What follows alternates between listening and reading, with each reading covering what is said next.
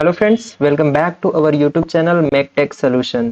तो आज हम आप लोगों के लिए काफ़ी ही कुछ इम्पोर्टेंट अनाउंसमेंट है, जिसे ये भी कह सकते हैं, या फिर हम आज से ही स्टार्ट करने वाले हैं, जो कि हमारे सेकेंड सेमेस्टर के स्टूडेंट के लिए है।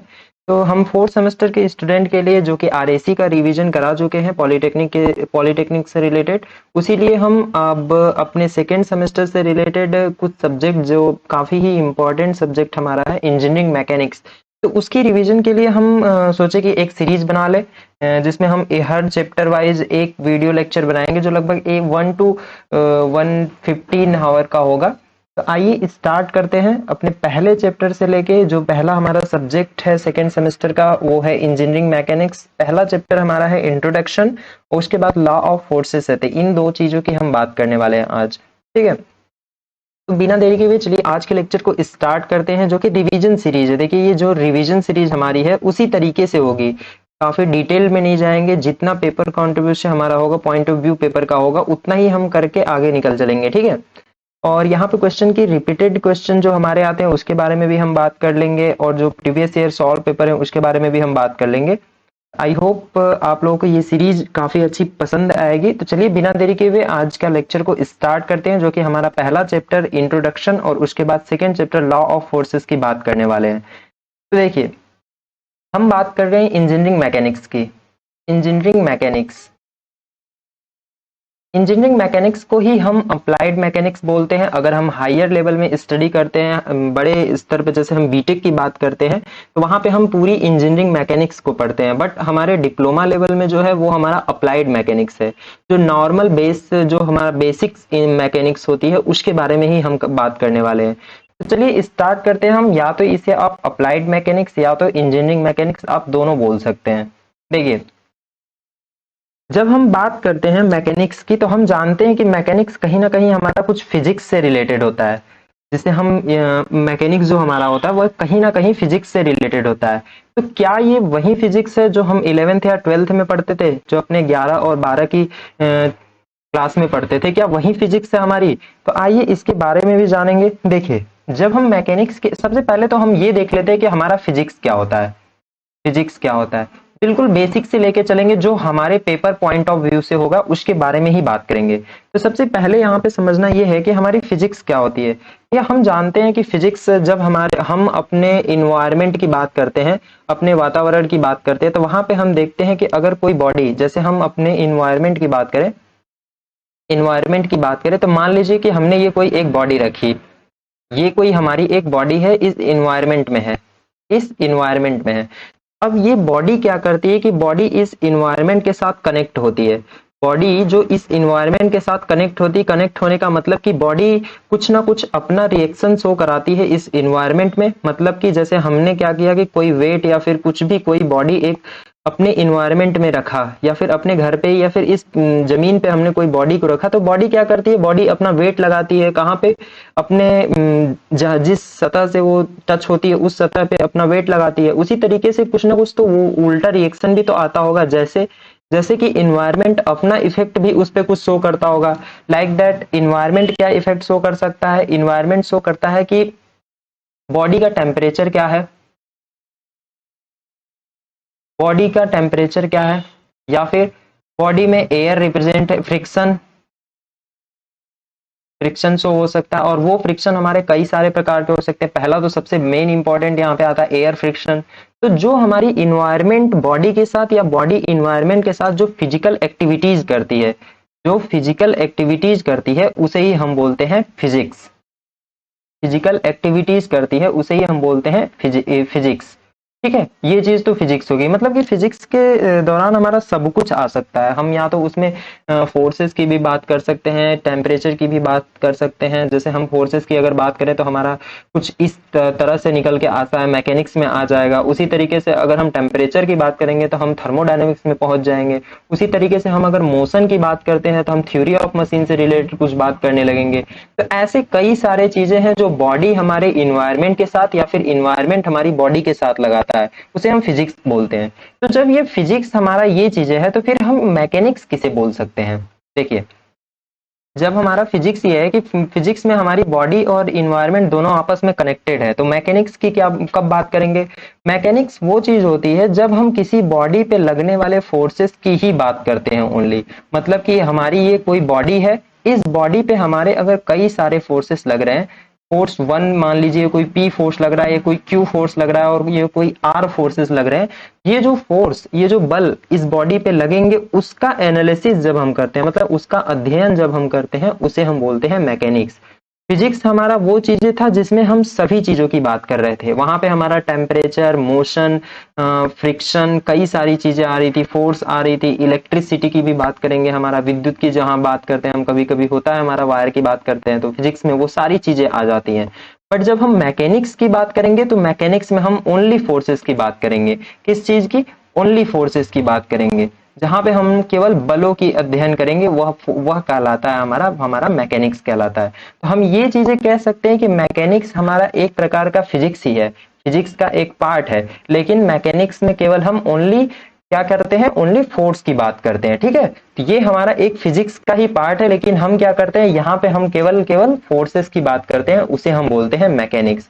ठीक है, तो आई होप आप लोगों को काफी अच्छे से समझ में आ रहा होगा। तो चलिए आगे की तरफ बढ़ते हैं और अपना सेकंड चीज यहाँ पे हमारा जब आता है तो हम ये कहते हैं कि हम मैकेनिक्स की तो डिफिनीशन देख लिए कि मैकेनिक्स हमारा एक प्रकार का फिजिक्स का ही पार्ट है, और फिजिक्स का पार्ट है जहां पे हम केवल ओनली और ओनली फोर्स की बात कर रहे हैं। तो फिर हम अप्लाइड मैकेनिक्स किसे कहते हैं? एक यहाँ पे इंपॉर्टेंट टर्म्स आ जाता है हमारा कि अप्लाइड मैकेनिक्स फिर हम किसे कहेंगे? हमारा अप्लाइड मैकेनिक्स क्या होता है?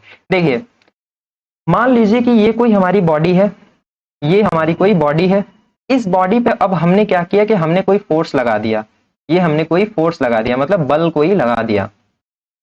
ठीक है, ये कोई बल लगा दिया, बॉडी को हम पिंड बोलते हैं। इस पिंड पे हमने क्या किया? कोई बल लगाया। इस बल लगाने के कारण अब बॉडी हमारी बल लगाने के कारण बॉडी हमारी क्या रिएक्शन दे रही है? क्या रिएक्शन दे रही है? पहला टर्म्स हमारा निकल के आता है यहाँ पे रिएक्शन, एक वर्ड हमारा यहाँ निकल के आता है रिएक्शन। ठीक है, हमने क्या किया? हमने एक बॉडी लिया, बॉडी पे हमने क्या किया? बॉडी पे हमने फोर्स लगाया, फोर्स मतलब बल लगाया। बल लगाने के कारण बॉडी हमें क्या रिएक्शन दे रही है, उसे ही इस पूरे कंप्लीट फिनोमिना, मतलब इस पूरे कंप्लीट जो प्रोसेस हो रहा है, इसे ही हम बोलते हैं अप्लाइड मैकेनिक्स। मतलब देखिए, हमने क्या किया कि जब किसी बॉडी पे हम कोई फोर्स लगाते हैं, उस फोर्स लगाने के कारण बॉडी हमें कोई एक डिजायर्ड इफेक्ट शो करे, कोई एक, मतलब कि जैसे कि हमें क्या करना, हमें किसी बॉडी को एग्जाम्पल से समझते हैं इसे। देखिए, एग्जाम्पल से अगर हम समझे, हम ये कह सकते हैं कि हमारे पास क्या है? एक बॉडी है, ये बॉडी है, इस बॉडी ए, पॉइंट ए पे है ये कोई बॉडी। अब हम क्या चाहते हैं कि ये बॉडी हमारी मूव होकर, ये बॉडी हमारी यहां से मूव करके, मतलब गति करके कुछ पॉइंट बी पे पहुंच जाए, इस बिंदु बी पे पहुंच जाए ये बॉडी। तो हम क्या करेंगे? हम इसके लिए या तो एक चीज कर सकते हैं कि हम इस बॉडी को पकड़ के यहां से खींच दें इधर की तरफ, ये चीज कर सकते हैं, या तो हम एक कर सकते हैं, इधर से धक्का दे सकते हैं कोई बल लगा के। तो ये चीज हमारी है कि मतलब कि हमने मैकेनिक्स में पढ़ा कि मैकेनिक्स हमारा एक ऐसा फिजिक्स का कॉन्सेप्ट है जहां पे हम फोर्स का एनालिसिस करते हैं, मतलब फोर्स का अध्ययन करते हैं किसी बॉडी पे लगने वाले। अब उस बॉडी पे हम कब बल लगाएंगे, मतलब उस बॉडी पे हम बल लगा के हम क्या चेंजेस कर रहे हैं, बॉडी को हमने यहां से यहां तक लाया, तो ये हमारा अप्लाइड मैकेनिक्स में आ गया। जब तक यहाँ पे हमने फोर्स लगा रहे थे ये तो मैकेनिक्स था, लेकिन जैसे ही हमने फोर्स लगा के इस बॉडी को यहाँ से बी पॉइंट तक ला दिया, वो हमारा कहलाता है अप्लाइड मैकेनिक्स। तो अप्लाइड मैकेनिक्स वो मैकेनिक्स है जहां पे हम लगने वाले फोर्सेस के कारण कुछ ना कुछ चेंजेस करते हैं, जो अपना यूज करते हैं उस फोर्सेस को लगा के, उसे हम बोलते हैं अप्लाइड मैकेनिक्स। ठीक है, आगे बढ़ते हैं। दो हमारी डिफिनीशन यहाँ पे हो गई है, जहां पे मैकेनिक्स के बारे में हमने देख लिया, अप्लाइड मैकेनिक्स के बारे में देख लिया।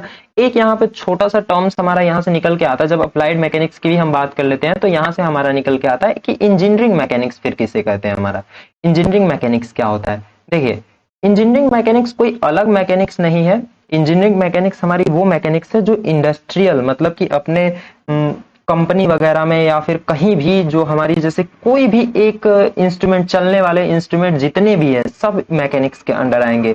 जितने भी मशीन हैं, जो भी हमारी इक्विपमेंट चल रहे हैं, इन सभी चीजों का जब हम एनालिसिस करते हैं, उस पे जो फोर्सेस लगते हैं, जो बल लगते हैं उस मशीन पे, हम उसका जब अध्ययन करते हैं तो उसे हम बोलते हैं इंजीनियरिंग मैकेनिक्स।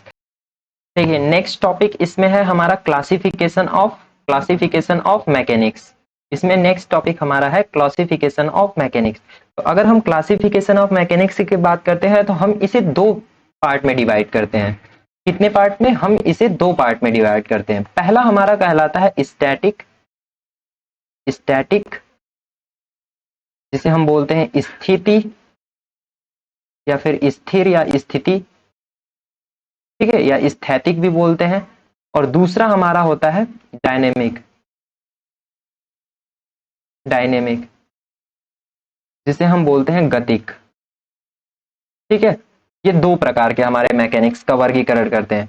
स्टैटिक में हम क्या करते हैं कि स्टैटिक में हमारी जो बॉडी होती है, मतलब बॉडी जो होती है, बॉडी पे लगने वाले जितने फोर्स हैं, बॉडी पर लगने वाले जितने भी फोर्स हैं, वो हमारे बॉडी जब रुकी होगी, जब बॉडी हमारी रुकी होगी, मोशन में नहीं होगी, तब उस पे जितने भी फोर्स हमारे लगेंगे उसको अध्ययन अगर हम करते हैं तो उसे हम बोलते हैं स्टैटिक मैकेनिक्स। मतलब बॉडी पर लगने वाला फोर्स, रुकी बॉडी पर, ये बोल सकते हैं कि रुकी बॉडी पर लगने वाला फोर्स का जो अध्ययन किया जाता है, उसे हम बोलते हैं स्टैटिक मैकेनिक्स, ठीक है, उसे बोलते हैं स्टैटिक मैकेनिक्स। लेकिन जब हम डायनेमिक की बात करते हैं तो डायनेमिक में क्या होता है? डायनेमिक में हमारी बॉडी मोशन में होती है, हमारी जो बॉडी होती है वो मोशन में होती है। ये कह सकते हैं कि बॉडी जो, पहला तो कंसेप्ट हमारा यहाँ से निकल के आता है कि बॉडी हमारी क्या होती है? गति करती रहती है, और गति करती रहती है तब उस पे जो हम फोर्स लगाते हैं, मान लीजिए कोई एफ फोर्स लगाया हमने, तो उस फोर्स के कारण जो हम जो एनालिसिस करते हैं, उसका जो अध्ययन करते हैं, उसे हम बोलते हैं डायनेमिक मैकेनिक्स। तो मैकेनिक्स को हम दो पार्ट में डिवाइड करते हैं। पहला हमारा स्टैटिक मैकेनिक्स कहलाता है, दूसरा हमारा डायनेमिक मैकेनिक्स कहलाता है। स्टैटिक मैकेनिक्स वो मैकेनिक्स होते हैं जहां पे बॉडी हमारी रुकी हुई होती है, मतलब रेस्ट पोजीशन में होती है। रुकी हुई का मतलब कि रेस्ट पोजीशन में जब बॉडी रहती है तो उस पे जो फोर्सेस हमारे लगते हैं ना, उस फोर्स का अगर हम अध्ययन करते हैं तो उसे हम बोलते हैं स्टैटिक मैकेनिक्स। और डायनेमिक मैकेनिक्स वो होती है जहां पे बॉडी अगर हमारा गति में हो और उस पे बल लगे तो उसे हम बोलते हैं, और उसका जो अध्ययन करते हैं उसे हम बोलते हैं डायनेमिक मैकेनिक्स, ठीक है। और यहाँ पे आगे जब बढ़ते हैं तो हम यहाँ पे देखते हैं कि डायनेमिक मैकेनिक्स भी हमारे दो प्रकार के होते हैं। पहला हमारा इसमें आता है काइनेमेटिक्स, दूसरा हमारा इसमें आता है एक काइनेटिक्स।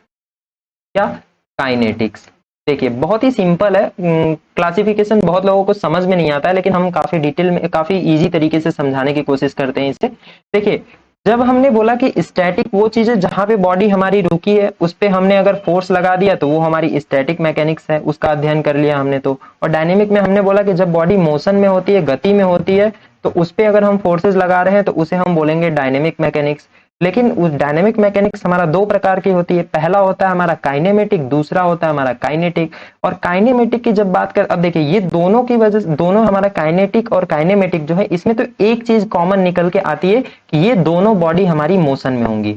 ये तो कॉन्सेप्ट क्लियर होगा कि बॉडी जो होगी मोशन में होगी, ठीक है, मोशन में होगी यहाँ पर भी, और इसमें भी बॉडी हमारी क्या होगी? मोशन में होगी, बॉडी मोशन में होगी, ठीक है। क्यों? क्योंकि ये डायनेमिक का पार्ट है हमारा, तो बॉडी दोनों में मोशन होगी। लेकिन हम जब बात करते हैं कि ओनली यहाँ पे जो हमारी काइनेमेटिक्स होती है, यहाँ पे ओनली मोशन होता है, केवल और केवल मोशन होता है, यहाँ पे फोर्स, बलों की बात नहीं किया जाता है, उसे हम बोलते हैं काइनेमेटिक्स।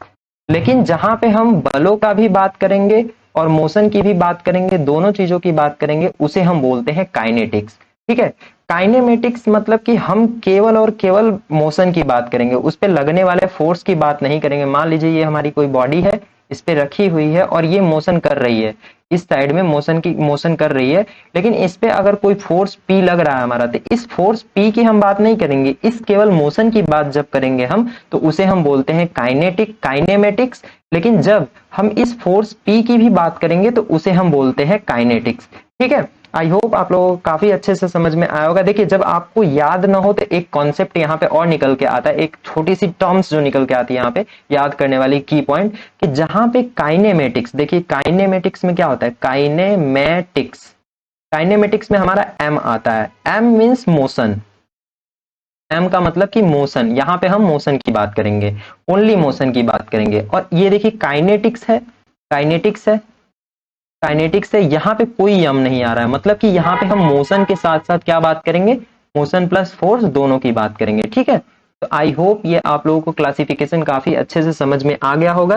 देखिए शॉर्ट शॉर्ट रिवीजन हमारा एक तरीके से है, इसलिए हम काफी डिटेल में नहीं जा रहे हैं, क्योंकि शॉर्ट रिवीजन फिर वो हो नहीं पाएगा, लेक्चर काफी लंबा हो जाएगा, तो और सारी टॉपिक्स हमारी 1 घंटे में कंप्लीट नहीं हो पाएगी, वीडियो काफी लंबी हो जाएगी। तो हम उतना ही देखेंगे जितना हमारे पेपर ऑफ पॉइंट व्यू से काफी जरूरत है। तो आई होप आप लोगों को ये काफी अच्छे से समझ में आ गया होगा। तो चलिए नेक्स्ट इस चैप्टर में बाकी और कुछ नहीं बचा है, क्योंकि क्लासिफिकेशन के अलावा इसमें और किसी चीज की बात करने की जरूरत है नहीं, इससे कुछ आता नहीं है। तो हम आगे बढ़ते हैं अपने नेक्स्ट चैप्टर में, जहां पे हम प्रिंसिपल ऑफ ट्रांसमिसिबिलिटी और प्रिंसिपल ऑफ फिजिकल इंडिपेंडेंस की भी बात करेंगे। उन सभी चीजों की टॉपिक्स की बात हम उसी सेकेंड चैप्टर में ही बात कर लेंगे। तो चलिए आगे बढ़ते हैं और अपने सेकेंड चैप्टर फोर्स सिस्टम की बात करते हैं। चलिए स्टार्ट करते हैं अपने सेकंड चैप्टर को, जो है हमारा लॉ ऑफ फोर्सेस। तो हाँ देखिए, हमने पहले चैप्टर में कुछ टॉपिक्स छोड़ के चला हूं, जैसे कि हमारा था फोर्स, प्रेशर, वर्क, पावर, कुछ ऐसे टर्म्स जैसे वेक्टर क्वांटिटी, स्केलर क्वांटिटी, इन सभी चीजों को हमने छोड़ के चला है, क्योंकि हमने ये चीजें पहले फिजिक्स में पढ़ लिया है, तो उसको पढ़ने की काफी जरूरत है नहीं। आई होप आप लोगों को वो चीजें आ रही होगी पहले से ही, इस वजह से मैंने उसे छोड़ के चला, ठीक है। तो चलिए सेकंड चैप्टर पे अपने बढ़ते हैं, और सबसे पहला जो हमारा यहाँ पे पॉइंट निकल के आता है, पहली टॉपिक निकल के आती है, जिसे हम पढ़ेंगे फोर्स। फोर्स हमारा क्या होता है? देखिए, जब हम फोर्स सिस्टम की बात करते हैं, लॉ ऑफ फोर्सेस की बात करते हैं या मैकेनिक्स की बात करते हैं, तो हमें सबसे पहला पढ़ने वाली चीज ये है कि फोर्स फोर्स क्या होती है, जिसे हम हिंदी में बोलते हैं बल। बल क्या होता है? हम जानते हैं कि अब तक हमने फोर्स की जो डिफिनीशन पढ़ी है, फोर्स हमने ये कहा कि फोर्स एक प्रकार का धक्का या खिंचाव है, जिसके कारण बॉडी हमारी अगर रुकी है तो रुकी ही रहती है, या तो गति करने लगती है फोर्स लगाने पे, या तो वो गति कर रही होती है तो उसके हम रोक सकते हैं। तो ये चीजें पढ़ा था।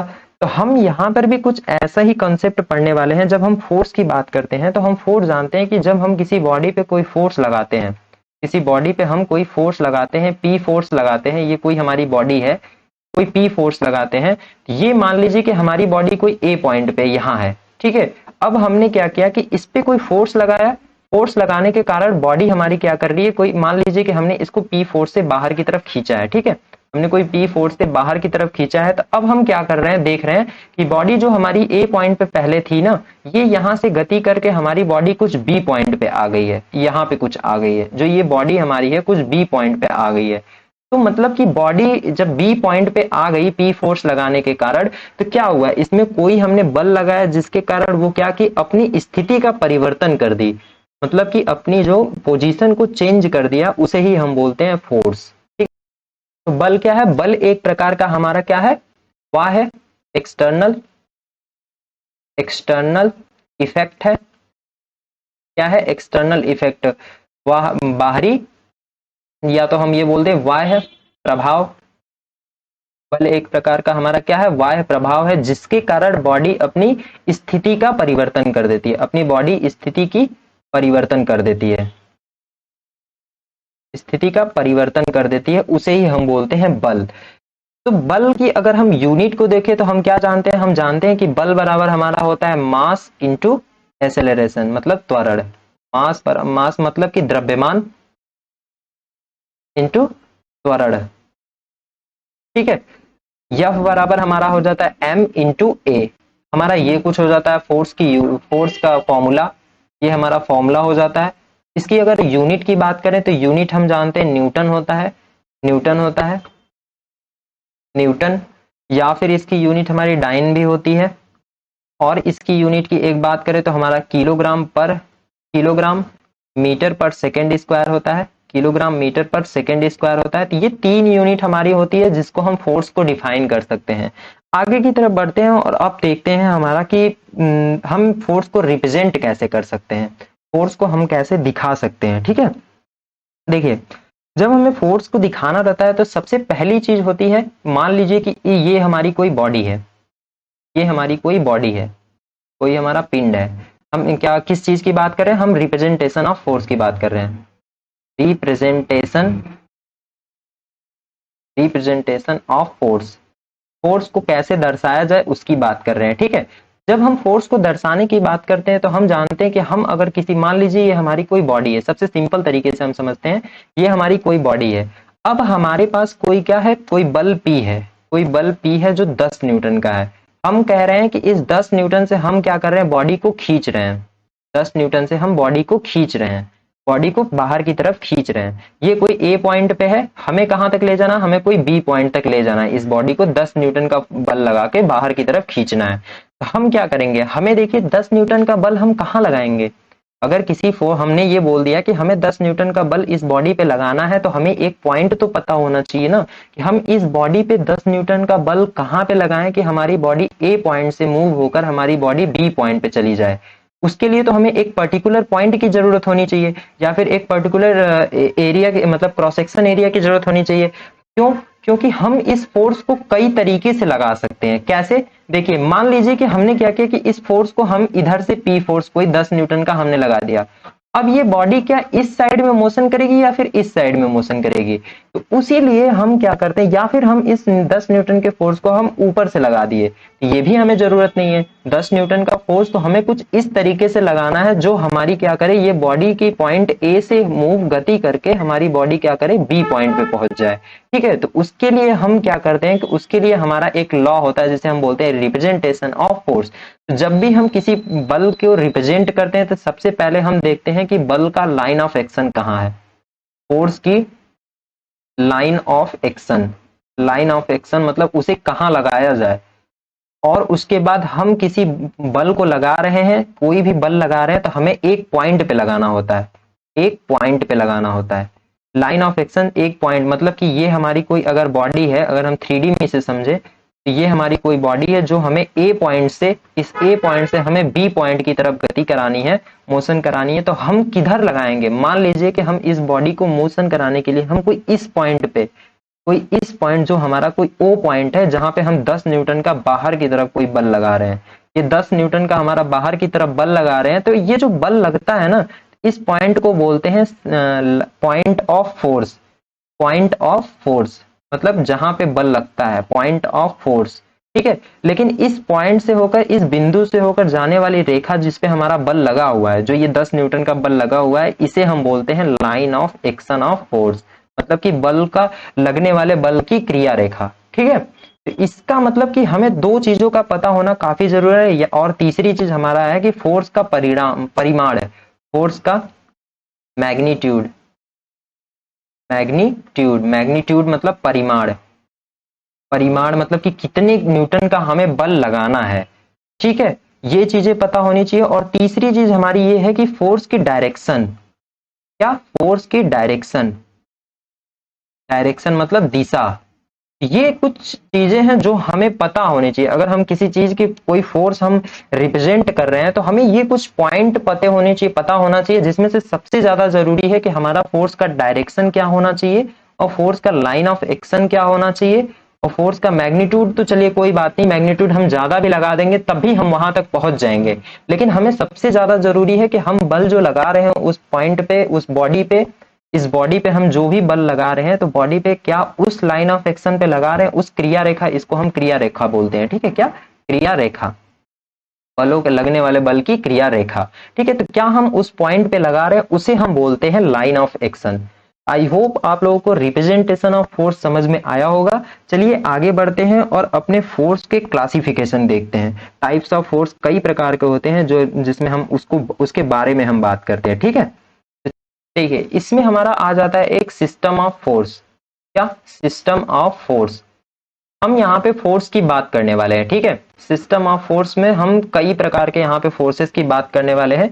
उससे पहले हम ये चीजें भूल जाते हैं कि हमारे फोर्स कितने प्रकार के होते हैं, क्योंकि हम आगे अभी थोड़ा सा और पढ़ेंगे डिटेल में। जब फोर्स की बात करेंगे तो आगे पढ़ेंगे वहां पे जो पॉइंट फोर्स, लाइन फोर्स हमारे जो भी होते हैं, यूडीएल, यूवीएल जितनी भी होते हैं, उसके बारे में अभी बात करेंगे। लेकिन उससे पहले हम देख लेते हैं कि हमारे फोर्स किसी सिस्टम पे कैसे फोर्स लगते हैं, कितने प्रकार से फोर्स लग सकते हैं। ठीक है, तो देखिए, जब हम सिस्टम ऑफ फोर्स की बात करें, बल निकाय की बात करते हैं, तो हम यहाँ पे इसे दो पार्ट में डिवाइड करते हैं। बल निकाय की जब हम बात करते हैं तो हम इसे दो भाग में डिवाइड करते हैं। पहला हमारा होता है, पहला हमारा होता है कोप्लेनर फोर्स। क्या? System of coplanar force. Coplanar force और दूसरा कोप्लानर फोर्स को हम अगर हिंदी में बोले तो इसे हम बोलते हैं समतली बल, समतलीय बल। उसी तरीके से हमारा कोप्लानर के अलावा दूसरा हमारा आता है non coplanar force, non coplanar force. इसे हम बोलते हैं अगर हिंदी में बात करें तो असमतली होता है, असमतली होता है, असमतली बल। अगर हम कोप्लानर फोर्स को भी दो पार्ट में, कोप्लानर फोर्स को भी हम डिवाइड करें तो कोप्लानर फोर्स भी हमारे तीन तरह में डिवाइड होते हैं। किसमें? तीन प्रकार से डिवाइड होते हैं। सबसे पहला हमारा आता है कोप्लानर कंकरेंट फोर्स। कोप्लानर अब हम नहीं लिख रहे हैं क्योंकि हम कोप्लानर फोर्स के ही क्लासिफिकेशन कर रहे हैं, इसलिए हम सबसे पहला यहां पे लिखते हैं। पहला हमारा आ जाता है क्या? Concurrent force. Concurrent force, concurrent force वो फोर्स होते हैं जो एक ही बिंदु पर लगते हैं, तो इसे हम बोलते हैं संगामी, संगामी बल। ठीक है, कंकरेंट फोर्स हमारे होते हैं संगामी बल। दूसरा हमारा होता है इसमें non concurrent force, non concurrent force,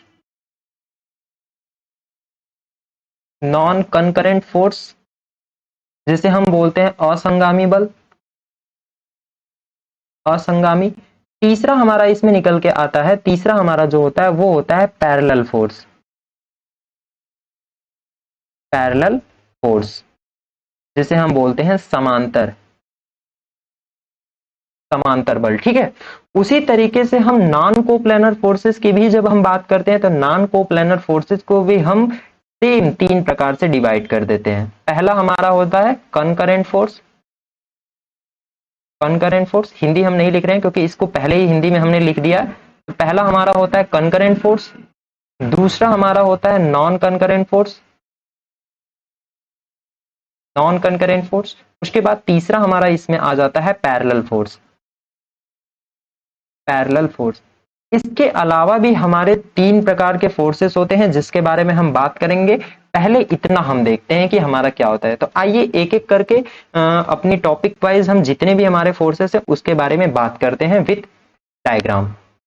देखिए, सबसे पहले हम बात करते हैं सिस्टम ऑफ फोर्स की। सबसे पहला हमने क्या बात किया था? सिस्टम ऑफ फोर्स की। तो सिस्टम ऑफ फोर्स क्या होता है? सिस्टम ऑफ फोर्स हमारा बल निकाय वो चीज होता है कि कोई बॉडी है हमारी, इस बॉडी पे हमारे नंबर ऑफ फोर्सेस, कितने ज्यादा फोर्सेस लग रहे हैं इस बॉडी पे, हमारे कई सारे फोर्सेस लग रहे होंगे जब, तो उसे हम बोलते हैं, उस कंप्लीट पार्ट को हम बोलते हैं system of force. System of force means कि हमारी बॉडी पे दो या दो से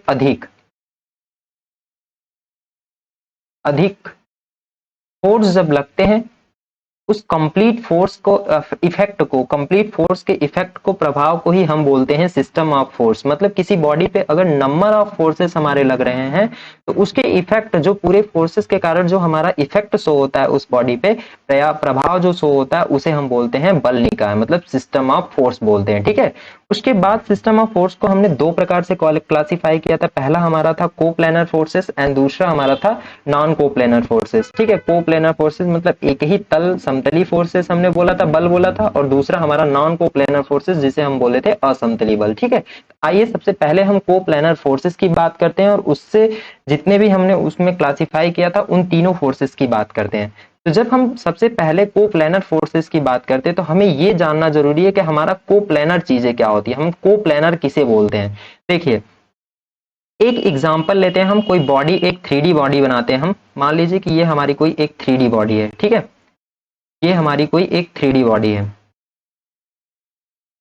अगर हम इस 3D बॉडी की बात करें, इस 3D बॉडी की हम बात करें तो ये हमारी कोई एक 3D बॉडी है। तो जब हम कोप्लानर फोर्स की बात करते हैं तो हम ये कहते हैं, इसे हम समतली बोलते हैं, समतली। ठीक है, इसे हम समतली बोलते हैं। जब कोप्लानर फोर्सेस की हम बात करते हैं तो कोप्लानर फोर्सेस वो फोर्सेस होते हैं जो एक ही तल में लगते हैं, मतलब कि एक ही प्लेन पे लगते हैं। क्या?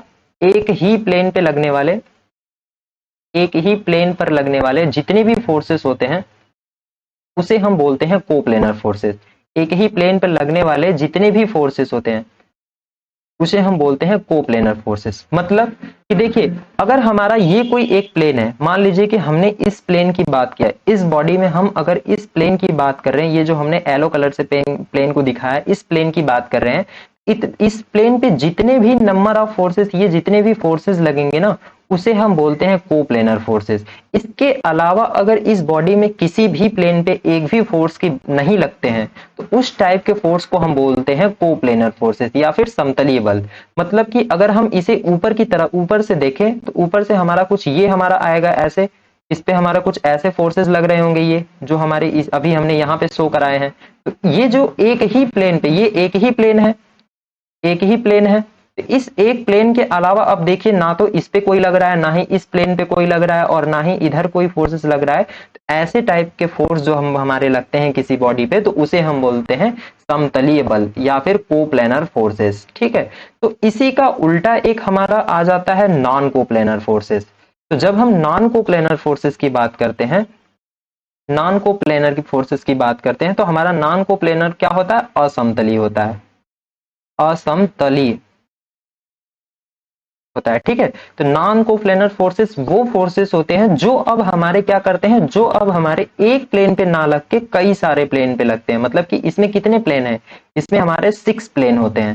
मतलब अगर हम इस क्यूब की या फिर क्यूबाइड की बात कर रहे हैं, घन या घनाभ की, इस घन या घनाभ की बात करते हैं, तो इसमें हमारे पास 6 प्लेन है। तो देखिए अब क्या कर रहा है कि एक प्लेन हमारा ये है, दूसरा प्लेन हमारा ये जो सामने की तरफ दिखाई दे रहा है ये होगा, तीसरा प्लेन हमारा कोई ये होगा।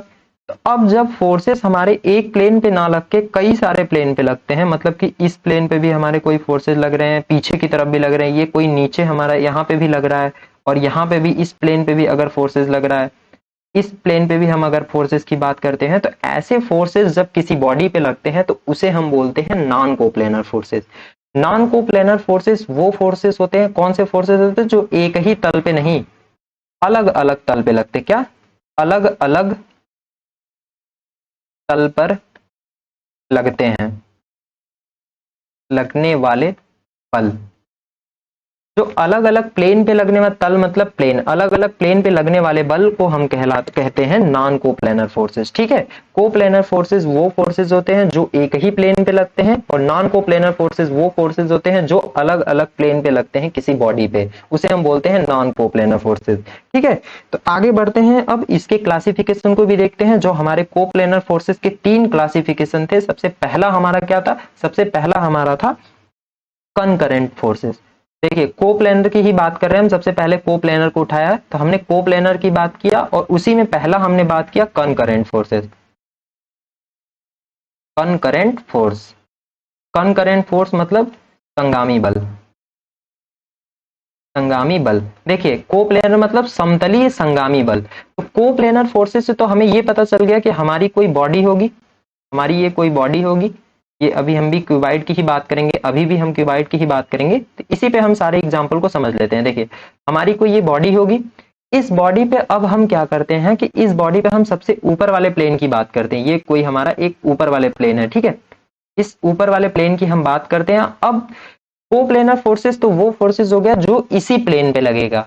ठीक है, इसी प्लेन पे नंबर ऑफ फोर्सेस हमारे लग रहे हैं, उसे तो हम कोप्लेनर फोर्सेस बोल दिए। लेकिन उसके साथ साथ अगर जितने भी फोर्स हमारे लग रहे हैं उनकी लाइन ऑफ एक्शन, मतलब बल केंद्र बिंदु जो है, बलों के लगने वाली जो बिंदु है वो एक ही पॉइंट से होके जाती है, उसे हम बोलते हैं कनकरेंट फोर्सेस, संगामी बल। मतलब कि अगर हमारा कोई ये P1 फोर्स है, मतलब कि कोई एक फोर्सेस हमारा ये है F1 है, कोई दूसरा फोर्स हमारा यहां से गया F2, कोई तीसरा फोर्स हमारा यहां से गया F3। तो मतलब कि अगर हम ये कोई प्लेन मान रहे हैं, इस प्लेन के किसी एक पॉइंट से, मतलब इस पॉइंट से ही हमारे सारे फोर्सेस निकल के आ रहे हैं, तो उसे हम बोलते हैं कोप्लेनर कनकरेंट फोर्सेस। ठीक है, एक ही प्लेन पे लगने वाले, एक ही प्लेन, एक प्लेन प्लस एक बिंदु, एक बिंदु, मतलब कि एक ही प्लेन और एक ही पॉइंट से जो फोर्सेस लगते हैं, उस टाइप के फोर्सेस को हम बोलते हैं कोप्लेनर कनकरेंट फोर्सेस। ठीक है, आगे बढ़ते हैं, दूसरा एग्जांपल देखते हैं। हमारा क्या था? दूसरा पार्ट हमारा था क्या? Non concurrent. नॉन कनकरेंट, जब नॉन कनकरेंट फोर्सेस की बात करते हैं, तो यहां तो देखिए कनकरेंट फोर्सेस हमारे वो फोर्सेस थे जो एक ही प्लेन पे लग रहे थे। क्या? जो एक ही प्लेन पे लग रहे थे, कोप्लेनर एक ही प्लेन पे लग रहे थे और एक ही पॉइंट से होके जा रहे थे। ये कोई पॉइंट ए है, इसी ए पॉइंट से हमारा F1, F2, F3, F4 जा रहा था, ठीक है।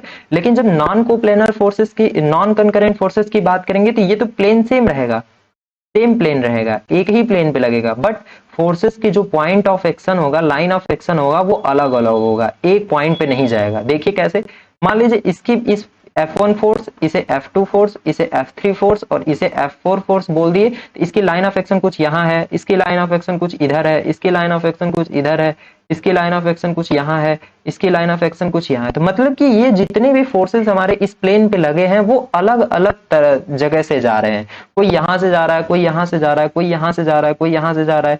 तो उस तरह के जब हम फोर्सेस की बात करते हैं तो उसे हम बोलते हैं नॉन कंकरेंट फोर्सेस। मतलब कि सेम प्लेन, इसमें अगर हम डिफिनेशन लिखे तो क्या, सेम प्लेन, एक ही प्लेन पे लगे हो बट अलग अलग बिंदु पे लगे हो, अलग अलग पॉइंट पे लगे हो, पॉइंट पर लगे हों, उस टाइप के फोर्सेस को हम क्या बोलते हैं, उस टाइप के फोर्सेस को बोलते हैं नॉन कंकरेंट फोर्सेस, मतलब कि असंगामी बल, असंगामी बल। तो ये हमारे दो प्रकार के यहाँ पे फोर्सेस आते हैं, ठीक है। उसके बाद हमारा इसमें तीसरा आता है क्या, तीसरा हमारा आता है पैरेलल फोर्सेस। पैरेलल फोर्सेस, देखिए पैरेलल फोर्सेस हमारा क्या होता है, पैरेलल फोर्सेस को हम बोलते हैं समांतर, ठीक है, समांतर बोलते हैं। मतलब कि जब हमारे कोई बॉडी है, ये कोई हमारी बॉडी का एक प्लेन हमने लिया तो ये सेम प्लेन होगा, सेम प्लेन होगा, और इस पे अगर हमारे तीन फोर्सेस लग रहे हैं ना, कोई ये F1 फोर्सेस लग रहा है, कोई F2 फोर्सेस लग रहा है, मान लीजिए इस डायरेक्शन में, कोई F3 फोर्स हमारा ये लग रहा है, F1, F2, F3, ये तीन फोर्सेस लग रहा है। तो ये जो होंगे तीनों फोर्सेस जो हमारे इस प्लेन पे लगेंगे समांतर लगेंगे। मतलब कि एक की लाइन ऑफ एक्शन ये है तो इसकी भी लाइन ऑफ एक्शन ये होगी, लेकिन इसमें देखिए नहीं, इसमें एक यहाँ लग रहा है तो दूसरा यहाँ लग रहा है, तो ये दोनों समांतर नहीं है ना। तो जब हमारे फोर्सेस किसी प्लेन पे लगते हैं, एक ही प्लेन पे लग रहे हो, एक प्लेन पे लग रहे हो, प्लस साथ साथ सभी समांतर हों, सभी क्या हो, पैरेलल हो, समांतर हो, उस टाइप के फोर्सेस को हम बोलते हैं कोप्लेनर पैरेलल फोर्सेस, ठीक है। तो आई होप आप लोगों को ये तीनों फोर्सेस का क्लासिफिकेशन इसमें समझ में आ गया होगा। उसी तरीके से हमारा नॉन कोप्लेनर फोर्सेस के लिए ही है। तो आइए एक ही एग्जांपल में हम इसे समझ लेते हैं। इसमें भी नॉन कोप्लेनर फोर्सेस की में भी हमारे तीन प्रकार के थे। पहला हमारा कॉन्करेंट फोर्सेस था, पहला हमारा कॉन्करेंट फोर्सेस था, दूसरा हमारा क्या था, नॉन कॉन्करेंट था, नॉन कॉन्करेंट था, ठीक है, नॉन कॉन्करेंट था, तीसरा हमारा था पैरेलल फोर्सेस था, पैरेलल फोर्सेस था। तो इन तीनों की बात करते हैं। देखिए मान लीजिए हमारी कोई ये बॉडी है, इस बॉडी पे अब हमने क्या किया कि कोई एक प्लेन पे तो यहाँ पे फोर्सेस लगेंगे नहीं, अलग अलग प्लेन पे फोर्सेस लगेंगे। तो जब हम इस प्लेन पे फोर्सेस की बात करते हैं, मान लीजिए कोई फोर्स हमारे इधर लगे हैं, कोई दूसरे फोर्सेस की अगर हम बात करें येलो कलर से तो कोई हमारे नीचे यहाँ लगे हैं, तीसरे फोर्स की कोई बात करें तो इस प्लेन पे लगे हैं। तो ऐसे फोर्सेस को तो हम बोल रहे थे क्या, नॉन कोप्लेनर फोर्सेस। लेकिन अगर ये सारे नॉन कोप्लेनर फोर्सेस क्या करते हैं, जो जितने भी नॉन कोप्लेनर फोर्सेस हैं, जितने भी ये नॉन कोप्लेनर फोर्सेस, ये नॉन कोप्लेनर फोर्सेस, यहाँ पे मतलब कि ये देखिए अगर हम इस ऐसे दिखाएं इस तरीके से, तो मतलब कि जितने भी हमारे नॉन कोप्लेनर फोर्सेस है, अगर एक पॉइंट से होकर मान लीजिए इस प्लेन पे जितने भी फोर्सेस हमारे लग रहे हैं, इस प्लेन पे F1, F2, F3, उसी तरीके से अगर ये इस प्लेन की बात करें, ऊपर वाले प्लेन की जो है, यहाँ पे हमारे F5, F4, F3, F6, इसकी बात करें तो ये प्लेन जितने भी फोर्सेस हमारे लग रहे हैं इस पॉइंट O से होके जाते हैं। ऐसे फोर्सेस जो हमारे एक ही पॉइंट से होके जाते हैं और अलग अलग प्लेन पे लगते हैं, मतलब one point plus other plane, other plane, ठीक है, एक पॉइंट लेकिन अलग अलग प्लेन पे जब लगते हैं तो उस टाइप के फोर्सेस को हम बोलते हैं नॉन कोप्लेनर कनकरेंट फोर्सेस, ठीक है। उसी तरीके से अगर ये जितने भी फोर्सेस हमारे इस पॉइंट से ना लग के कुछ ऐसे लगेंगे, कुछ इस तरह कैसे लगेंगे, तो उसे हम बोलते हैं non coplanar non concurrent forces, ठीक है। उसी तरीके से अगर हम तीसरे फोर्सेस की बात करें, पैरेलल फोर्सेस की, तो जितने भी फोर्सेस हमारे इस प्लेन पे लग रहे होंगे, ये अगर प्लेन है, हमारे जितने भी फोर्सेस लग रहे होंगे वो अगर प्लेन एक ही पैरेलल लग रहे हैं, जैसे ये पैरेलल है और दूसरा हमारा यहाँ पे भी लग रहा है, तो उसे भी हम बोलेंगे नॉन कोप्लेनर पैरेलल फोर्सेस। मतलब अलग अलग प्लेन पे लगने वाले और समांतर फोर्सेस जब लगते हैं तो उसे हम बोलते हैं नॉन कोप्लेनर पैरेलल फोर्सेस। ठीक है, आई होप ये क्लासिफिकेशन आप लोगों को काफी अच्छे से समझ में आया होगा। तो आगे की तरफ बढ़ते हैं और अपने नेक्स्ट टॉपिक को देखते हैं, जो हमारी यहाँ से दो प्रिंसिपल निकल के आते हैं। तो आइए इस प्रिंसिपल की बात करते हैं। देखिए, प्रिंसिपल पढ़ने से पहले हम क्या करते हैं कि हम कुछ रिजल्टेंट की बात करते हैं। रिजल्टेंट की बात करते हैं तो सबसे पहला हम यहाँ बात कर लेते हैं थोड़ा सा कि रिजल्टेंट फोर्स क्या होता है। रिजल्टेंट फोर्स क्या होता है? रिजल्टेंट फोर्स में परिणामी बल क्या होता है। ठीक है, देखिए परिणामी बल क्या होता है। मान लीजिए कि परिणामी बल की जब हम बात करते हैं तो हम परिणामी बल को बहुत ही सिंपल तरीके से ये समझ लेते हैं कि अगर हमारी कोई बॉडी है, ये हमारी कोई बॉडी है, ये कोई हमारी बॉडी पिंड है, इस बॉडी पे हमने क्या किया कि इस बॉडी पे हमने कई सारे फोर्सेस लगाए। कोई F1 फोर्स लगाया, कोई F2 फोर्स लगाया, कोई इस साइड से हमने F3 फोर्स लगाया और कोई इस साइड से हमने F4 फोर्स लगाया। ठीक है, ये चार फोर्सेस जो हमारे लग रहे हैं F1, F2, F3, F4, इन चार फोर्सेस के बराबर अगर हम उस बॉडी पे कोई एक ऐसा फोर्स लगा दे, इस चार फोर्सेस के बराबर हम अगर इस बॉडी पे कोई एक ऐसा फोर्स लगा दे, इस बॉडी पे कोई एक ऐसा फोर्स, मान लीजिए कि R न्यूटन का हमने कोई एक ऐसा फोर्स लगा दिया जो इन सभी फोर्सेस के बराबर हो। मतलब कि अगर हमने कोई बॉडी पे R फोर्सेस लगाया, उसके कारण लगाने के कारण अब जो ये F1, F2, F3, F4 forces अपना बिहेवियर शो करा रहे थे, मतलब उसके कारण जो बॉडी में चेंजेस आ रहा था ना, जो बदलाव आ रहा था, अब क्या किया कि हम उस सारे फोर्सेस को हटा के हमने एक R फोर्स उतने न्यूटन का लगा दिया जिसके कारण की बॉडी में उतना ही इफेक्ट शो हो रहा है। उस बल को हम बोलते हैं परिणामी बल। ठीक है, परिणामी बल मतलब वो बल कि अगर हमने क्या किया कि देखिए सबसे सिंपल तरीके से हम बात करें कि हमारे पास एक रस्सी है। क्या है ये? हमारे पास एक रस्सी है। हमने क्या किया कि हम तीन लोग इस साइड से, 3 पर्सन इस साइड से और 3 पर्सन इस साइड से इस रस्सी को अपनी तरफ से खींच रहे हैं। ये कोई बी पॉइंट है और ये कोई ए पॉइंट है, अपनी तरफ खींच रहे हैं और तीन लोग इधर से अपनी तरफ खींच रहे हैं।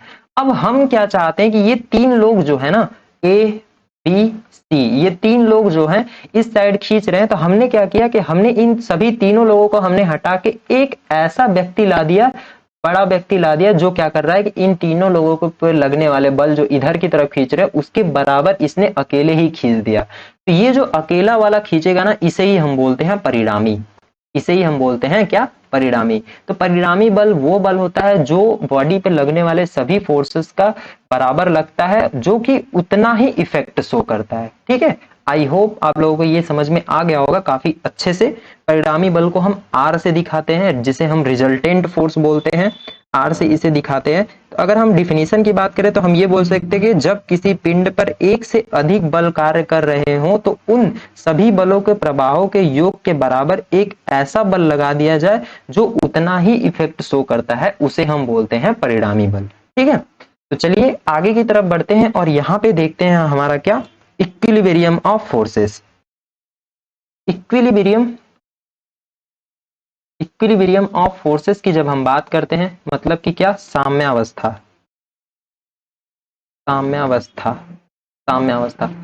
सबसे सिंपल समझते हैं। देखिए, साम्यावस्था हमारा वो चीज होती है कि जब हमने कोई फोर्स लगाया, मतलब कि हमने क्या किया कि हमने बॉडी पे कोई बल लगाया, उस बल को लगाने के कारण बॉडी में अगर कोई चेंजेस नहीं आता है, बॉडी में अगर कोई भी बदलाव नहीं आता है, कोई भी चेंज नहीं होता है, उसे हम बोलते हैं साम्यावस्था में। तो अगर उस बॉडी को हम क्या बोलेंगे कि बॉडी हमारी क्या है? बॉडी हमारी साम्यावस्था में है, हमारी इक्विलिब्रियम में है। इसका मतलब कैसे समझेंगे? देखिए, मान लीजिए कि हमारी अगर कोई बहुत ही भारी चीजें यहाँ पे रखी है, कोई बहुत ही भारी बॉडी हमारा यहाँ पे रखा है। अब हमने क्या किया कि हमने इस पे एक 10 न्यूटन का बल लगाया। 10 न्यूटन का बल लगाने के कारण अगर इस बॉडी में हमारा कोई भी चेंज नहीं आता है, बॉडी वैसे की वैसे ही उसी पोजीशन पे अभी भी बनी हुई है, नो चेंजेस अगर बॉडी पे नहीं आता है, बॉडी वहीं की वहीं रखी पड़ी है, वहीं की वहीं बनी पड़ी है, उसके अंदर कोई चेंजेस नहीं आता है, तो इसका मतलब हम ये समझ सकते हैं कि बॉडी हमारी क्या है? बॉडी हमारी साम्य अवस्था में है। ठीक है, बॉडी हमारी क्या है? बॉडी हमारी साम्य अवस्था में है। ठीक है, लेकिन ये भी यहाँ पे हम चीजें कह सकते हैं कि क्या बॉडी हमारी जब रुकी होगी तभी साम्यावस्था में होगी? ऐसा हो सकता है कि क्या बॉडी हमारी केवल रुकी हुई पोजीशन में होगी, जब रुकी हुई होगी वहां पे रखी हुई होगी तभी वो इक्विलिब्रियम में होगी? ऐसा नहीं है। तो जब हम इक्विलिब्रियम की बात करते हैं तो हमारा इक्विलिब्रियम दो प्रकार का हो जाता है। जैसे कि हमने फोर्स की बात किया था, वहां पे सिस्टम क्लासिफिकेशन ऑफ फोर्सेस की बात, मैकेनिक्स की बात किया तो हमने मैकेनिक्स को भी दो पार्ट में डिवाइड किया था। कैसे? स्टैटिक में और डायनेमिक में। उसी तरीके से जब हम इक्विलिब्रियम ऑफ फोर्सेस की भी बात करते हैं तो हमारा यहाँ पे दो प्रकार से हो जाता है। पहला स्टैटिक इक्विलिब्रियम। स्टैटिक इक्विलिब्रियम इसे हम शॉर्टकट में लिख देते हैं स्टैटिक इक्विलिब्रियम, मतलब स्थैतिक या स्थैतिक साम्यावस्था। और दूसरा हमारा होता है डायनेमिक इक्विलिब्रियम, जैसे हमारा वहां मैकेनिक्स में आया था। ठीक है, स्टैटिक इक्विलिब्रियम और डायनेमिक इक्विलिब्रियम, गतिक। देखिए, स्टैटिक इक्विलिब्रियम वो इक्विलिब्रियम होता है जब हमारी बॉडी कोई रेस्ट में है। ये बॉडी क्या है? ये बॉडी है हमारी, और ये बॉडी अगर हमारी रेस्ट में है, कहाँ? रुकी हुई है। ठीक है, और अगर हमने इस पे कोई फोर्स पी लगाया, इस फोर्स पी लगाने के कारण बॉडी अभी भी रुकी ही हुई है, मतलब कि वो रुकी रेस्ट पोजीशन में ही है, तो उस टाइप के इक्विलिब्रियम को हम बोलते हैं स्टैटिक इक्विलिब्रियम। ठीक है, लेकिन अगर हमारी कोई बॉडी, ये कोई हमारी बॉडी है जो गति कर रही है, जो क्या है? मोशन में है, जो गति कर रही है, और इस पे हमने कोई पी फोर्स लगाया, और बॉडी पे पी फोर्स लगाने के कारण बॉडी अभी भी उसी तरह से मोशन कर रही है, मतलब कि ये 10 मीटर पर सेकेंड के हिसाब से मोशन कर रही है। तो फोर्स लगाने के कारण भी बॉडी अगर हमारी बाद में भी 10 मीटर पर सेकेंड के हिसाब से ही मोशन कर रही होगी, तो वैसे फोर्स, वैसे इक्विलिब्रियम को हम बोलते हैं डायनेमिक इक्विलिब्रियम। अगर इसे सिंपल तरीके से समझे डायनेमिक को, तो मान लीजिए हमने कोई बाइक चला रहे हैं या कोई कार चला रहे हैं, नॉर्मल हमारी 10 मीटर पर सेकेंड या 10 मीटर पर सेकेंड स्क्वायर के त्वरण से चल रही है बॉडी। हमने क्या किया? उस पे फोर्स लगाया, हमने पीछे से धक्का दिया, लेकिन बॉडी अभी भी वैसे ही चल रही है, जैसे पहले चल रही थी वैसे ही अभी भी चल रही है। तो उस टाइप के इक्विलिब्रियम को हम बोलते हैं डायनेमिक इक्विलिब्रियम, मतलब उसकी गति में कोई परिवर्तन नहीं हुआ, हमने बल लगाया बट उसके गति में कोई परिवर्तन नहीं हुआ। उस टाइप के हम बोलते हैं इक्विलिब्रियम को डायनेमिक इक्विलिब्रियम या फिर गतिक इक्विलिब्रियम। ठीक है, आई होप आप लोग को इक्विलिब्रियम भी काफी अच्छे से समझ में आ गया होगा। आगे की तरफ बढ़ते हैं और बात करते हैं अब हम लॉ ऑफ पैरेललोग्राम की। सबसे पहले हम अब बात करने वाले हैं लॉ ऑफ पैरेललोग्राम। यहाँ पे हमारे 3-4 लॉ आएंगे। तो सबसे पहला लॉ है हमारा जो क्या है? Law of parallelogram. देखिए, समांतर चतुर्भुज का नियम। क्या? समांतर चतुर्भुज का नियम।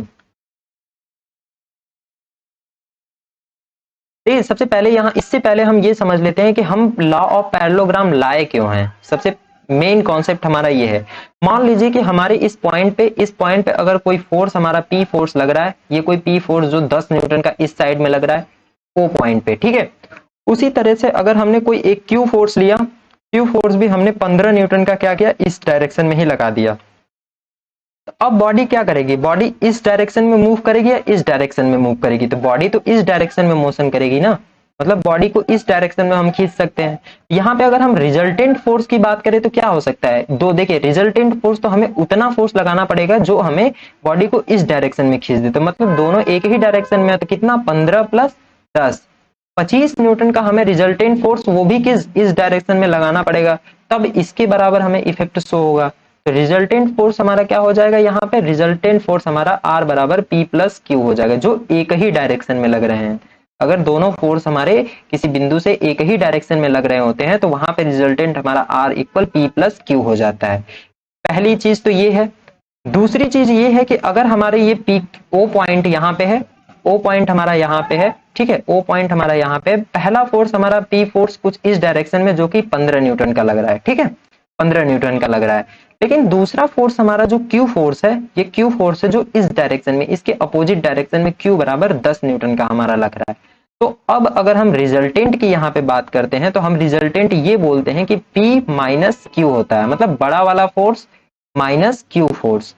ठीक है, छोटा वाला फोर्स। तो 15 - 10 अगर हम कर देते हैं तो 5 न्यूटन का हमारा रिजल्टेंट फोर्स कुछ किस डायरेक्शन में लगाना होगा? 5 न्यूटन का अगर हम रिजल्टेंट फोर्स इस डायरेक्शन में लगा देंगे तो बॉडी हमारी क्या होगी? इक्विलिब्रियम में होगी। उसी तरीके से अगर हम 25 न्यूटन का फोर्स हम इस डायरेक्शन में लगा दें, 25 न्यूटन का फोर्स हम कुछ इस डायरेक्शन में लगा दे तो हमारी क्या होगी, बॉडी हो जाएगी हमारी इक्विलिब्रियम में, ठीक है, बॉडी हमारी इक्विलिब्रियम में हो जाएगी। उसी तरीके से हम यहाँ पे दो चीजें देख लेते हैं कि अगर बॉडी का लाइन ऑफ एक्शन एक ही होता है, बॉडी पे लगने वाले फोर्सेस, ये अगर कोई बॉडी है, ये बीच में अगर हम कोई बॉडी लेते हैं तो इस बॉडी के लाइन ऑफ फोर्स जो है एक ही लाइन ऑफ एक्शन पे लगते हैं और एक ही पैरेलल है। देखिए दोनों पैरेलल है ना, एक इस डायरेक्शन में लग रहा है, एक इस डायरेक्शन में लग रहा है, फिर भी ये पैरेलल है ना, और यहाँ पर भी पैरेलल है। तो ऐसे फोर्सेस जब लगते हैं तो हम तो रिजल्टेंट आसानी से निकाल सकते हैं, एक ही पॉइंट पे लग रहे हैं और एक ही जगह से जा रहे हैं, एक ही लाइन ऑफ एक्शन है, तो वैसे फोर्सेस को तो हम निकाल सकते हैं। लेकिन अगर हम इसी फोर्सेस को, ये जो हमारे फोर्स हैं, अगर हम इसी फोर्सेस को किसी दो एंगल पे, मतलब कि एक फोर्स हमारा P यहाँ लगा और दूसरा फोर्स हमारा P Q यहाँ लगा, तो फिर कोई एंगल पे, मतलब P फोर्स से कोई एंगल बना रहा होगा, थीटा एंगल, तो ऐसे फोर्सेस का रिजल्टेंट निकालने के लिए, इस पॉइंट से ऐसे फोर्स का रिजल्टेंट निकालने के लिए हम क्या करते हैं, हम लॉ ऑफ पैरेललोग्राम का हेल्प लेते हैं। लॉ ऑफ पैरेललो की हेल्प से हम निकालते हैं, ठीक है, लॉ ऑफ पैरेललोग्राम की हेल्प से हम इसका रिजल्टेंट निकालते हैं। तो जब हम लॉ ऑफ पैरेललोग्राम की बात करते हैं तो हमारा यहां से पॉइंट निकल के आता है क्या, कि सबसे पहले कि दो फोर्स होने चाहिए, कितने, 2 फोर्स होने चाहिए, ना तो 2 से ज्यादा होना चाहिए और ना ही 2 से कम होना चाहिए। तो लॉ ऑफ पैरेललोग्राम की जब हम बात करेंगे तो सबसे पहला पॉइंट हमारा निकल के आता है कि सबसे पहले हम कितने, 2 फोर्सेस की बात करेंगे, 2 बल की बात करेंगे।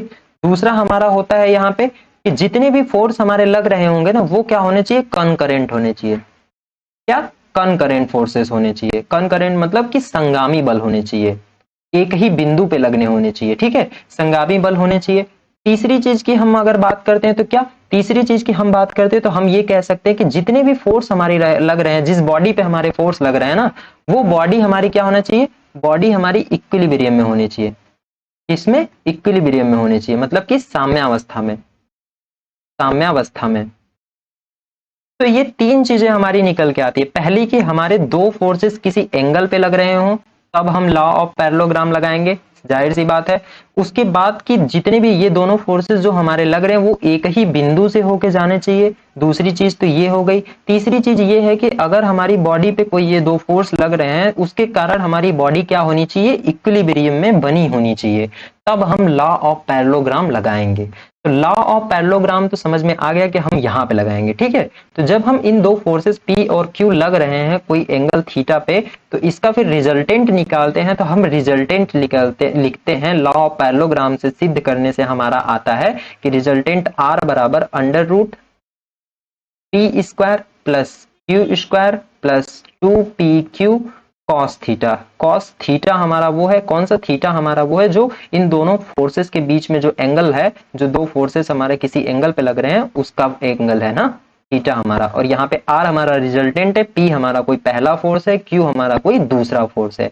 तो इस फॉर्मूले से हम इस पूरे मैकेनिक्स में कहीं भी अगर कोप्लेनर फोर्सेस हैं और 2 फोर्सेस की बात हुई है और बॉडी अगर इक्विलिब्रियम में है, तो चाहे कैसा भी डायग्राम हो, हम इस फॉर्मूला को लगा के निकाल सकते हैं। देखिए इसी फॉर्मूला की हेल्प से ही हम ऊपर वाले इन दोनों चीजों को प्रूफ कर सकते हैं। क्यों? क्योंकि यहाँ पे देखिए अगर हमारा एक फोर्स, देखिए आइए इसी फॉर्मूला से हम इसको भी बता सकते हैं, थोड़ा सा और टाइम दे देते हैं। देखिए कोई एक पॉइंट पे हमारा P फोर्स भी इधर लग रहा है, Q फोर्स भी इधर लग रहा है। तो अब ये बताए कि इन दोनों फोर्सेस के बीच में एंगल कितना है। इन दोनों फोर्सेस के बीच में एंगल कितना है, थीटा बराबर 0 डिग्री है, ठीक है। तो अगर हम यहाँ रिजल्टेंट की बात करें तो हमारा क्या हो जाएगा, under root P square plus Q square plus 2PQ। अब cos 0 की वैल्यू कितनी होती है, cos 0 की वैल्यू 1 होती है। तो यहाँ पे अगर हम रखें तो 1 हो जाएगा। और अंडर रूट में P square plus Q square plus 2PQ बराबर हमारा R बराबर कितना आ जाएगा, P प्लस Q का होल स्क्वायर। उसे हम अंडर रूट से बाहर निकालेंगे,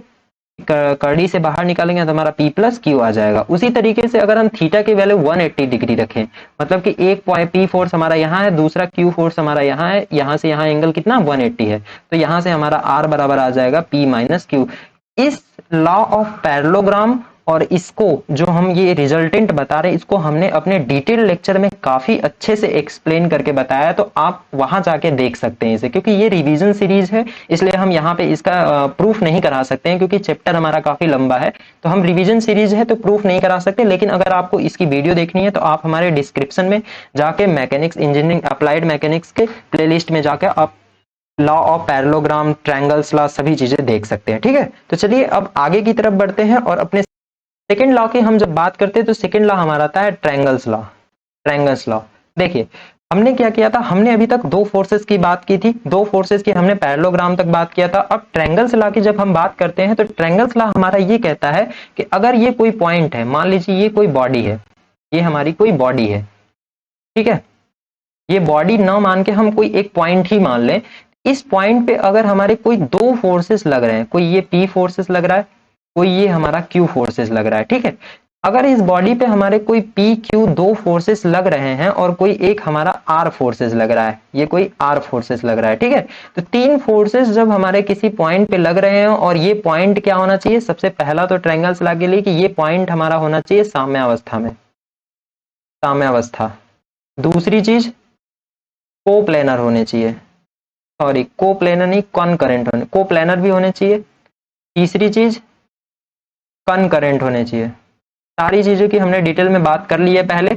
ये अगर तीनों चीजें आती है, इक्विलिब्रियम में होता है, ये तीनों फोर्सेस हमारे एक पॉइंट पे लग रहे होते हैं, तो हम क्या करते हैं कि law of law triangles law हमारा ये कहता है कि जितने भी फोर्सेस हमारे लग रहे हैं, अगर हम कोई एक बिंदु पे लग रहे हैं और साम्यावस्था में है, तो हम क्या करते हैं कि इस फोर्स को हम एक ट्रायंगल, त्रिभुज की भुजाओं द्वारा दिखा सकते हैं। मतलब कि ये हमारा कोई फिर P फोर्सेस हो जाएगा, ये कोई हमारा Q फोर्सेस हो जाएगा, Q फोर्सेस हो जाएगा, और ये जो हमारा आएगा वो R फोर्सेस हो जाएगा। ठीक है, तो मतलब कि अगर किसी बिंदु पे हमारा कोई बल, जो साम्यावस्था में कोई बिंदु है उस पे हमारे अगर कोई बल लग रहे हैं, तीन बल लग रहे हैं जो कोप्लेनर हो, कॉनकरेंट हो, तो उसको अगर हम त्रिभुज की तीन आसन्न भुजाओं द्वारा दिखा देते हैं, तीन लाइन से दिखा देते हैं, त्रिभुज की तीन भुजाओं द्वारा दिखा देते हैं, तो ये जो तीन लाइन हमारी शो करती है ना, त्रिभुज जो बनाती है, इसी लॉ को हम बोलते हैं लॉ ऑफ ट्रायंगल।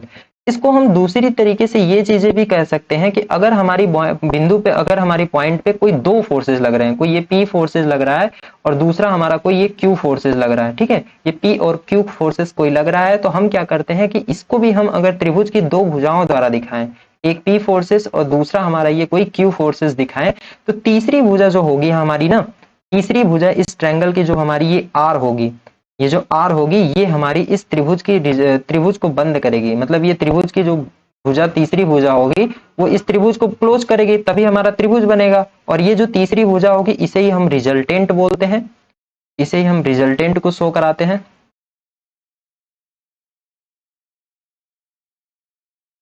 ठीक है, रिजल्टेंट को शो कराएंगे, जो कि क्या करेगी, इसकी डायरेक्शन अगर इधर है, इसकी डायरेक्शन इधर है, देखिए ये ऐसे गया, ऐसे गया, लेकिन जो रिजल्टेंट इसकी तीसरी भुजा होगी, इसकी डायरेक्शन चेंज हो जाएगी और क्या करेगी, इस त्रिभुज को क्लोज करेगी। तो इसे भी हम लॉ ऑफ ट्रायंगल्स बोलते हैं। ठीक है, लॉ ऑफ ट्रायंगल हमारा वो लॉ होता है जहां पे कि अगर किसी बिंदु पे हमारे तीन बल लग रहे हो जो संगामी हो, समतली हो और साम्यावस्था में बनाए रखे हो उस बॉडी को, तो हम क्या करते हैं कि उन तीनों फोर्सेस को अगर त्रिभुज की तीन भुजाओं द्वारा दिखाते हैं, तो त्रिभुज की तीन भुजाओं द्वारा हम उसे दिखा सकते हैं। ठीक है, लॉ ऑफ ट्रायंगल हमारा ये कहता है। आगे की तरफ बढ़ते हैं और हमारा एक मोस्ट इंपॉर्टेंट लॉ आता है जिसे हम बोलते हैं क्या, law of polygon, law of polygon या फिर पॉलीगन लॉ। पॉलीगन मतलब बहुभुज, बल बहुभुज का नियम, बल बहुभुज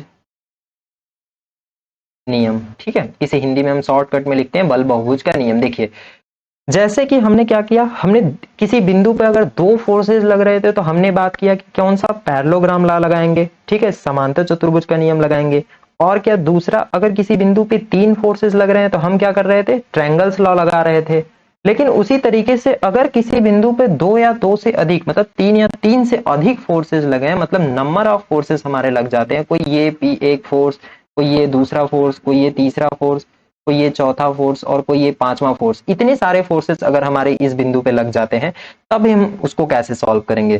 तो उसको सॉल्व करने के लिए हम लॉ ऑफ पॉलीगन का यूज करते हैं। लॉ ऑफ पॉलीगन हमारा ये चीजें कहता है कि अगर किसी बिंदु पे हमारे कई सारे फोर्सेस लग रहे हैं, 3 से अधिक फोर्सेस लग रहे होते हैं, 4 या 5 नंबर ऑफ फोर्सेस लग रहे होते हैं, तो हम क्या करते हैं कि एक पॉलीगन बनाते हैं, बहुभुज की मतलब बहुभुज बनाते हैं, एक बहुभुज की आसन्न भुजाओं द्वारा दिखाते हैं, इन सभी भुजाओं द्वारा दिखाते हैं, मतलब 5 फोर्सेस, मतलब ये P है, Q है, R है, S है और T है, ठीक है, ये इतने सारे फोर्सेस लग रहे हैं, तो हम P दिखाते हैं, Q शो कराते हैं, यहाँ पर R होता है हमारा यहाँ पे, उसके बाद हमारा कुछ ये S बना लेते हैं, हमने ऐसे डायग्राम से नहीं बनाया है, ऐसे ही एक्सप्लेन किया हमने, तो डायग्राम कुछ इसका अलग तरीके से बनेगा। तो हम अगर ऐसे शो कराते हैं, 5 फोर्सेस हमने शो करा दिया, आर के बाद हमने एस के बाद हमने टी कोई मान लीजिए ये हमने शो करा दिया, ठीक है, हमने कोई ये टी फोर्सेस शो करा दिया, तो हम ये चीजें कहते हैं कि अगर इस सभी फोर्सेस को हम इस बहुभुज की आसन्न भुजाओं द्वारा दिखाते हैं, आसन्न भुजा मतलब वो भुजा होती है जो हमारी एक भुजा आने के बाद दूसरी भुजा अगर इससे जोड़ देते हैं तो उसे हम बोलते हैं आसन्न भुजा,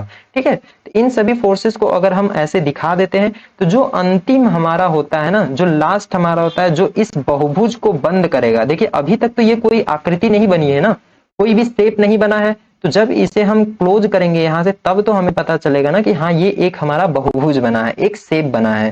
तो जो ये अंतिम भुजा हमारी बंद करती है ना, इसे ही हम बोलते हैं रिजल्टेंट। रिजल्टेंट को बताता है ये, मतलब परिणामी बल को बताता है। इस सभी फोर्सेस, इस 5 फोर्सेस जो लगे हैं उसके परिणामी को ये वाली जो भुजा अंतिम वाली बंद करेगी उस परिणामी को बताती है, ठीक है।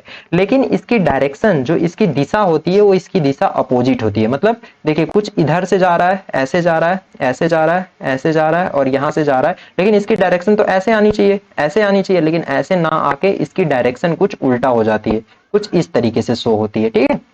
दूसरे पेन से दिखाएं तो ये है, कुछ इस तरीके से शो होती है, कुछ इस डायरेक्शन में, तो इसे हम रिजल्टेंट फोर्स बोलते हैं। बल बहुभुज के नियम हमारा वो होता है जब हमारे किसी बिंदु पर कई सारे फोर्सेस लग रहे हो, उन सभी फोर्सेस को अगर बहुभुज की आसन्न भुजाओं द्वारा दिखाया जाता है तो जो अंतिम भुजा जो होती है हमारी, जो उस बहुभुज को बंद करती है, उसे हम बोलते हैं रिजल्टेंट। उस बहुभुज का रिजल्टेंट होता है, लेकिन उसकी डायरेक्शन क्या होती है, दिशा क्या होती है, अपोजिट होती है, ठीक है। तो आई होप आप लोगों को ये काफी अच्छे से समझ में आया होगा। इससे रिलेटेड एक क्वेश्चन होता है, बल बहुभुज को सॉल्व करने का एक क्वेश्चन होता है, क्या कहते हैं हम आगे देखते हैं, लॉ होता है एक हमारा, उस लॉ को भी हम, आइए इस चैप्टर के लास्ट लॉ को सॉल्व पढ़ते हैं। सबसे लास्ट लॉ हमारा यहाँ पे निकल के आता है जिसे हम बोलते हैं लामीज थ्योरम। एक थ्योरम हमारी इस चैप्टर में है जो फोर्सेस को सॉल्व करने के लिए होती है, लामीज थ्योरम।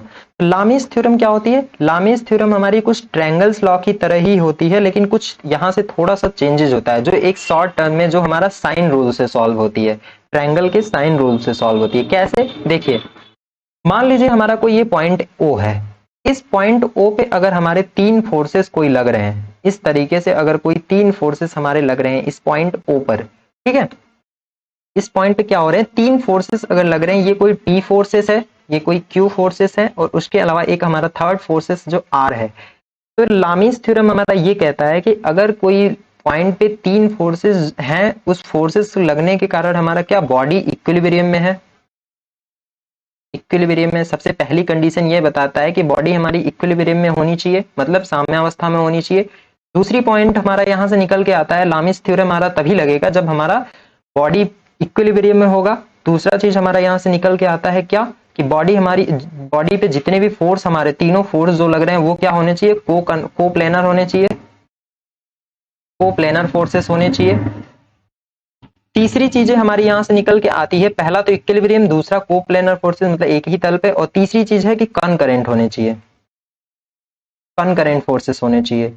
अगर ये तीनों चीजें हमारी हैं तो लामीज थ्योरम ये कहता है कि अगर ये जो P फोर्स, ये जो पहला फोर्स है हमारा, इस पहले फोर्स के पहले फोर्स को छोड़ के बाकी जो ये 2 फोर्सेस हमारे हैं ना, Q और R के बीच में अगर ये हमारा अल्फा एंगल बन रहा है, ये कोई अल्फा एंगल बन रहा है, तो ये कह रहा है कि P अपॉन साइन अल्फा हो जाता है, साइन अल्फा हो जाता है इक्वल, ये अगर Q फोर्सेस की बात करें तो इसके अलावा जो हमारे P फोर्सेस और R फोर्सेस है, इसके बाहर जो हमारा फोर्स मान लीजिए एंगल मान लीजिए बीटा बन रहा है, तो इस कुछ Q अपॉन साइन बीटा हो जाता है, ठीक है। उसी तरीके से अगर हम इस R फोर्सेस की बात करते हैं तो R फोर्स के अलावा हमारा P और Q के बीच जो एंगल बनता है, जिसे हम गामा एंगल मान लेते हैं, तो हमारा R अपॉन साइन गामा हो जाता है, ठीक है। ये कुछ लामीज थ्योरम हमारा कहता है। मींस लामीज थ्योरम का कहने का मतलब ये है कि अगर किसी बिंदु पर कार्य कर रहे 3 बल, साम्यावस्था में है, अगर किसी पॉइंट पे कोई 3 बल कार्य कर रहे हैं जो इक्विलिब्रियम में है, तो जो सभी बल हैं, जो एक एक बल हैं, ये पी क्यू आर जो बल हैं, मान लीजिए अगर पी बल की बात करें तो ये शेष 2 बलों के बीच में बनने वाले एंगल के साइन के समानुपाती होता है। ठीक है, मतलब कि अगर ये पी फोर्सेस हमारा बन रहा है तो पी फोर्स के बाद हमारा क्यू और आर फोर्स के बीच में जो एंगल बन रहा है उसको अगर हम साइन लगा के यहाँ नीचे लिख सकते हैं, मतलब समानुपाती, मतलब ऐसे हम लिख सकते हैं। ठीक है, ये लामिस थ्योरम हमारा कुछ कह सकता है। लामिस थ्योरम की हेल्प से हम काफी बड़े बड़े क्वेश्चन को सॉल्व कर लेते हैं, जहां पे हमें किसी स्ट्रिंग, मतलब किसी रस्सी में टेंशन निकालनी होती है, पुली वगैरह के क्वेश्चन जो होते हैं, गोले के क्वेश्चन जो होते हैं हमारे स्पेयर वगैरह के, उन सभी क्वेश्चन को हम सॉल्व कर लेते हैं। जिब और क्रेन के जितने क्वेश्चन आते हैं हम इसकी हेल्प से सॉल्व कर लेते हैं। तो जिब और क्रेन के भी कॉन्सेप्ट को हम समझेंगे। तो चलिए आगे की तरफ बढ़ते हैं। लामिस थ्योरम को हम ट्रायंगल लॉ से भी सॉल्व करते हैं, तो ये डेरिवेशन अगर देखना है तो आप हमारे प्लेलिस्ट में देख सकते हैं। बाकी हम यहाँ पे रिवीजन सीरीज लेके चल रहे हैं, तो काफी शॉर्ट टर्म में लेके चलेंगे। तो लामिस थ्योरम हमारा ये होता है। आगे की तरफ बढ़ते हैं और कुछ 2 प्रिंसिपल की बात करते हैं। सबसे पहला प्रिंसिपल हमारा यहाँ पे आता है, प्रिंसिपल ऑफ ट्रांसमिसिबिलिटी।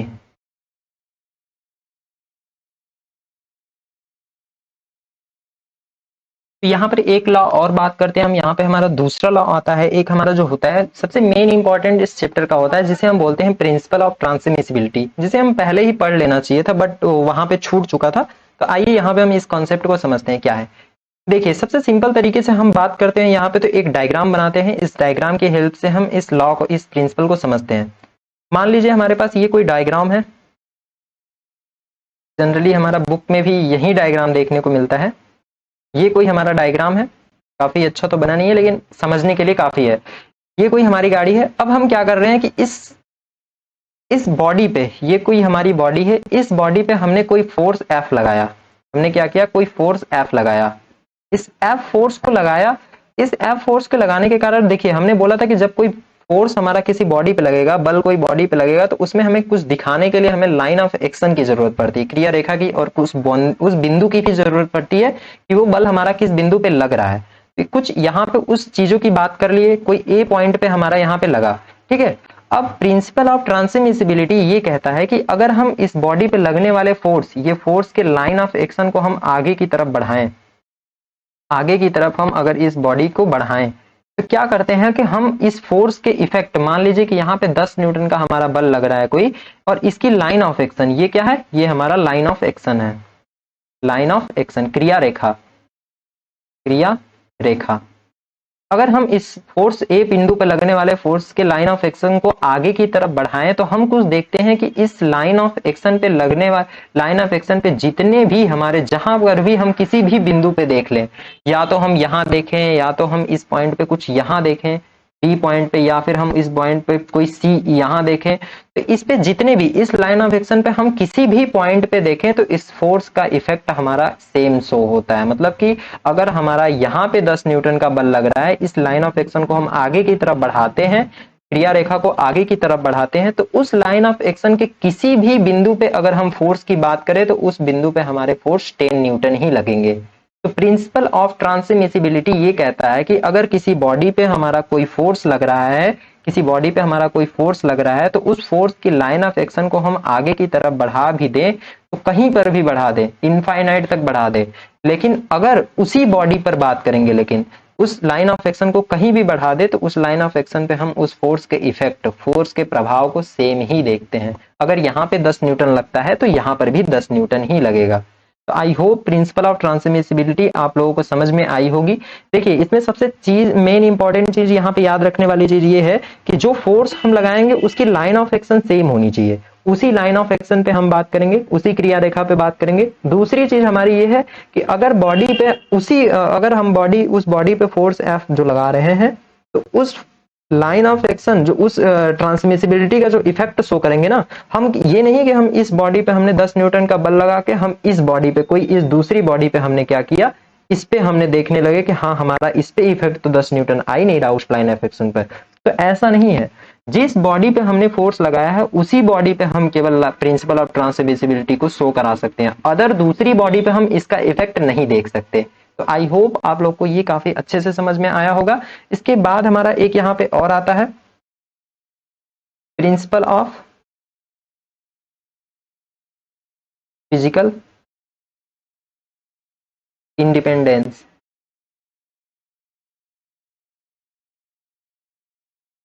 भौतिक स्वतंत्रता का सिद्धांत, क्या बोलते हैं इसे? भौतिक स्वतंत्रता का सिद्धांत।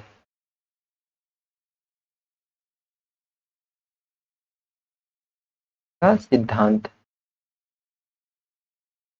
ठीक है, भौतिक स्वतंत्रता का सिद्धांत। ये भी कुछ उसी तरीके से होता है, देखिए कैसे। एक हमारी कोई ये बॉडी है, क्या है ये? हमारी कोई लेमिना बॉडी है। इस बॉडी पे हमने क्या किया? कोई फोर्स लगा दिया, मतलब इस बॉडी पे हमने क्या किया? नंबर ऑफ फोर्स लगा दिया। ये नंबर ऑफ फोर्स, हमारे कई तरह से फोर्सेस लग गए। अब हम क्या करते हैं कि हमारा फिजिकल इंडिपेंडेंस, जो भौतिक स्वतंत्रता का सिद्धांत ये बताता है, ये पी फोर्स अगर हमारा 10 न्यूटन का है, क्यू फोर्स हमारा अगर 5 न्यूटन का है, और ये आर फोर्सेस हमारा अगर 1 न्यूटन का है, बाकी ये एस और टी फोर्सेस भी हैं कोई जो 2 और 1 न्यूटन का है, तो ये कहता है कि जो जितने भी फोर्सेस है, चाहे ये पी फोर्सेस हो, चाहे ये क्यू फोर्स हो, चाहे ये टी फोर्सेस हो, ये सभी फोर्सेस हम इस बॉडी पे अपना अलग अलग प्रभाव को शो करते हैं। कहने का मतलब ये है कि हम क्या कर रहे हैं, हम किसी बॉडी पे, मान लीजिए कि आपको कोई एक बाइक को या फिर एक कार को ही खींचनी है, आप क्या करते हैं कि उस कार पे लगभग 5 से 6 लोग धक्का देते हैं। उस कार पे आप 5 से 6 लोग धक्का देते हैं, तो क्या करते हैं कि सभी 5 लोग जो है ना, आप लोग, तो वो 5 लोग आप अपना एफर्ट लगाते हैं, उस पर अपना बल लगाते हैं। तो इस प्रिंसिपल का कहना यह है कि जितने भी लोग उस बॉडी पे धक्का दे रहे हैं ना, तो उनका सबका अलग अलग अपना एक इफेक्ट शो होता है, सभी लोग अपना अपना एक बल लगाते हैं। इस पूरे सिद्धांत को हम बोलते हैं प्रिंसिपल ऑफ फिजिकल इंडिपेंडेंस, मतलब कि स्वतंत्र रूप से वो स्वतंत्र है। अगर वो हट जाते हैं, मतलब ये पी फोर्स को अगर हम हटा दें, तो मतलब कि अब हम इन 4 फोर्सेस की ही कैलकुलेशन करते हैं। और अगर हम एस फोर्स को भी हटा दें, तो अब हम केवल 3 ही फोर्स की बात करेंगे। तो ये होती है हमारी प्रिंसिपल ऑफ फिजिकल इंडिपेंडेंस, मतलब कि जो बॉडी पे हमारा कोई फोर्स लगा रहा है, वो अपना अलग अलग इफेक्ट शो कर रहा है उस बॉडी पे।